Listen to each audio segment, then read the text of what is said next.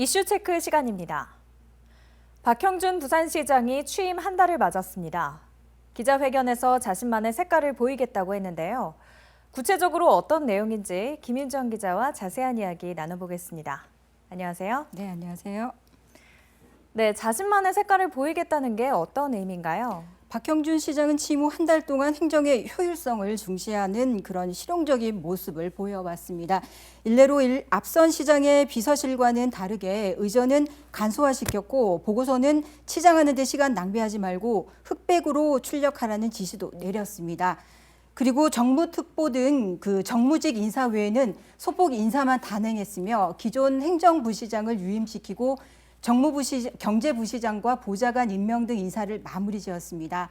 나머지 조직 개편은 6월 정기 인사 때 할 것이라며 정책의 영속성을 중시하면서 시장의 소속당은 바뀌었지만 조직을 안정화시키는 데 초점을 맞췄습니다.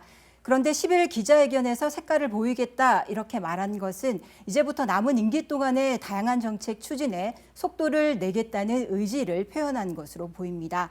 박 시장 취임 한 달을 맞은 기자회견 내용 한번 들어보시죠. 네.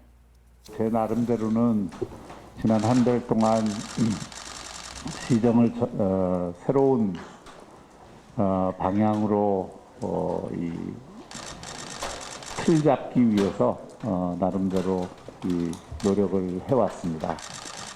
그동안의 대행 체제에서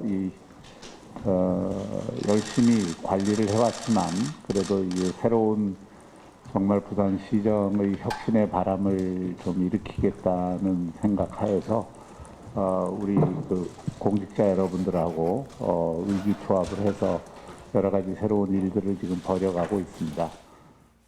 네, 그동안의 취임 이후의 일들을 간략하게 정리해보면 의전을 간소화시켰고 또 소폭 인사만 단행했고 기존 행정부시장을 유임시키고 경제부시장과 보좌관 인사를 마무리 지었네요. 정책의 연속성을 중시하면서 조직을 안정화시키는 데 초점을 맞췄다고 볼 수 있는데요. 그렇다면 구체적으로 향후 어떤 정책을 어떻게 이어나갈까요? 네, 지난 한 달 동안 박형준 시장의 인수위 격이죠. 부산 미래혁신위원회 운영을 통해서 시정의 기본 틀을 재구성했습니다. 네. 또 공식 1호 결제 문서로 소상공인 그런 지원 대책을 선택할 만큼 시민들의 불만과 불안이 큰 코로나19 대응과 경제 분야를 챙겨왔습니다. 그리고 매주 관련 전문가들과 함께 지역 경제 현황을 점검하고 지원책을 논의하는 비상경제 대책회의를 열고 있죠. 소상공인 지원과 관광 마이스 분야 지원, 그리고 주력산업 지원 분야는 물론 청년 일자리 지원 등의 대책을 내놓기도 했습니다. 네, 경제 분야에 많은 노력을 기울이고 있는 걸로 보이는데 소상공인들을 위한 지원책은 민생 경제를 챙기겠다고 보입니다. 그러면 인사 부분에서도 어떻게 진행되고 있는지 궁금한데요. 네, 그런 의지는 인사에서도 내비쳤습니다. 그 일자리 경제실장을 경제부시장으로 승진 임용하고 같은 당에서 경선 경쟁자로 나섰던 박성훈 전 경제부시장을 경제특보로 임명하는 등 경제 분야를 강화했습니다. 또 교수 출신인 만큼 올해 안에 산업협력센터를 구축해서 대학도 혁신 흐름에 동참시키겠다는 의지를 밝혔습니다. 네. 또 IT나 AI 등 지역 인력을 키워 고용하는 지역 기업에 많은 지원을 할 것이란 말도 빼놓지 않았습니다. 네, 그동안 시의회와 자치구와의 협업이 쉽지 않을 것이라는 우려가 있었는데요. 요즘 상황이 어떤지 설명해 주시죠. 네, 하지만 아직까지는 순항하고 있습니다. 박 시장은 미래 비전 사업의 지속 추진 등을 위해서 초당적인 협치가 중요하다고 강조하고 있습니다. 같은 날 가덕 신공항 건설을 위한 기술위원회 첫 회의가 열렸는데요. 신공항 건설을 위한 본격적인 활동을 시작했습니다. 네. 그런데 가덕 신공항을 부산 엑스포 유치 시기에 맞춰 건설하겠다는 계획인데 비해서 엑스포 유치 열기는 그다지 크지 않는다면 유치 열기를 끌어올리는 게 중요하다고 지적했습니다. 유치위원장을 선임하는 등 그 정부와 여당의 유치 노력을 촉구하기도 했습니다. 그리고 취임 한 달 기자회견 직후에는 신상의 시의회 의장 그리고 여야 부산시당위원장들과 함께 만나서 부산 미래발전을 견인할 6대 핵심 과제의 성공을 위해 공동으로 노력하겠다 이렇게 말했습니다. 네, 그렇군요.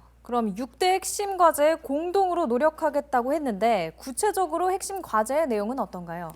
가덕 신공항 건설이 빠질 수 없고요. 2030 부산 월드엑스포 유치와 불경 메가시티 그리고 동북아 국제경제 중심 도시 추진 그리고 AI 스마트 북한 항만 재개발 사업이 5대 핵심 과제로 꼽혔고요. 네. 그리고 6번째는 그 정부가 지난 계획 발표에서 빼버린 부산 도심 경부선 철도 지하화를 포함시켰습니다. 네. 이런 굵직한 6대 핵심 과제를 성공시키기 위해서는 그 여야를 떠난 초당적인 협치가 가장 중요하다는 입장을 보였습니다.